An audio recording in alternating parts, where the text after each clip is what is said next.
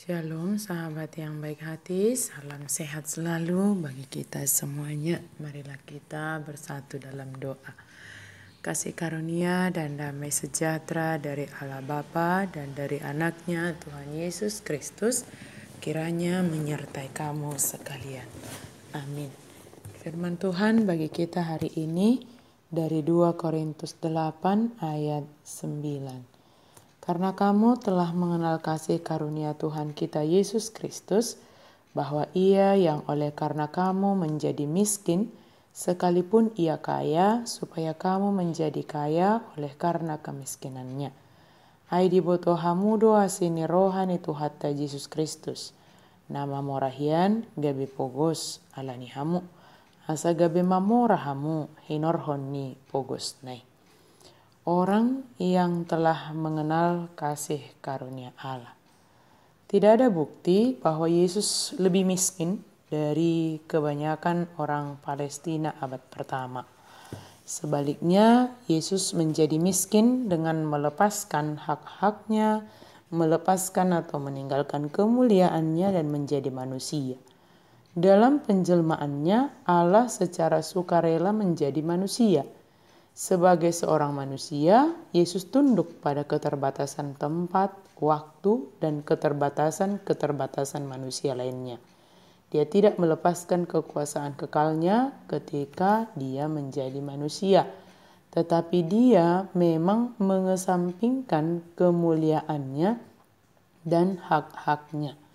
Sebagai respon terhadap kehendak Sang Bapa, Dia membatasi kekuasaan dan pengetahuannya.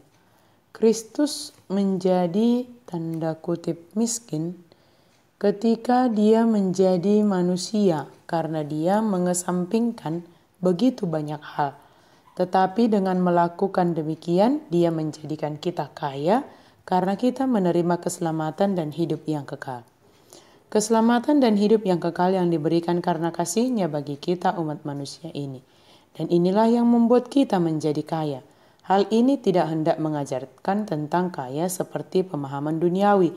Kita kaya oleh kasih karunia, yaitu menerima keselamatan dan kehidupan yang kekal karena kita percaya kepada Yesus Kristus.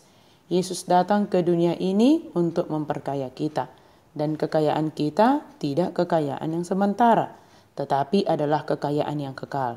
Yesus menganugerahkannya bagi dunia ini yang kita terima melalui iman percaya kita kepada Yesus Kristus. Mengenal kasih karunia adalah sangat penting supaya kita dapat hidup di dalam kasih karunia tersebut. Sebab bagaimana kita dapat hidup di dalam kasih karunia jika kita tidak mengenal kasih karunia tersebut? Yesus telah menganugerahkan kasih karunia kepada kita oleh karena dirinya sendiri. Karena Dia begitu mengasihi kita supaya kita mendapatkan yang terbaik.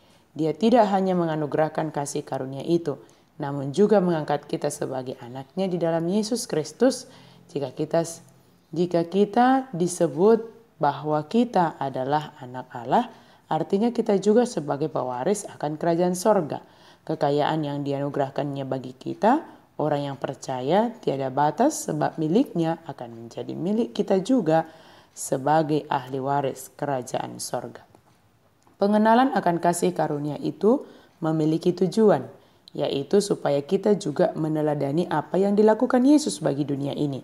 Dia rela memberikan hidupnya demi menyelamatkan, mengampuni dosa dunia ini. Kasih karunia yang ada pada kita juga bertujuan supaya kita dengan rela memberi dari apa yang ada pada kita. Paulus mendorong jemaat Korintus untuk memberi. Sebab dengan memberi, mereka akan merasakan kasih karunia Allah yang senantiasa memimpin kehidupan mereka. Bahkan Paulus memberikan contoh yaitu jemaat Makedonia yang memberi dari keterbatasan, dari kekurangan mereka. Memberi tidaklah membuat kita menjadi miskin, namun memberi karena pengenalan kita akan kasih karunia Allah yang ada pada kita justru memberikan rasa bahagia yang tidak dapat diukur oleh hal di dunia ini. Memberilah sebab kita telah menerima dan mengenal kasih karunia yang telah diberikan Allah bagi kita. Amin. Mari kita berdoa. Terima kasih Tuhan untuk firman-Mu Terima kasih Tuhan untuk kasih karunia-Mu. Engkau menganugerahkan kekayaan yang kekal bagi kami, yaitu keselamatan, kehidupan yang kekal.